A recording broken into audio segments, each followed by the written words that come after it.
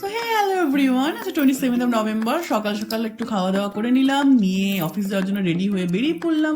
স্কুটির একটু প্রবলেম হচ্ছে বলে পাবলিক ট্রান্সপোর্টে যাতায়াত করছি, আর ভ্লগ একদমই করা হচ্ছে না, কন্টিনিউ হচ্ছে না। আজকে যেমন এইটুকু ক্লিপ নিয়েছি, তারপরে বাড়ি আসতে আসতে অনেক রাত হয়ে গেছিলো, প্রায় 11টা 11:30 বেজে গেছিলো। এটা হচ্ছে পরের দিনের ভ্লগ। সকালে উঠে আমি অ্যাপেলটা খেয়ে নিলাম ব্রেকফাস্টে, তারপরে আচ্ছা অনেক রান্না বান্না করতে হবে, তাই জন্য চিকেনটা ডিফ্রস্ট করতে দিয়ে দিয়েছি, তারপরে একটু ডাল বানিয়ে নিলাম, তারপরে অমলেট করে নিলাম। লাঞ্চ তো খেতে হবে, ডাল ভাত অমলেট, এটা হচ্ছে একটা স্বর্গীয় সুকলা লাঞ্চ।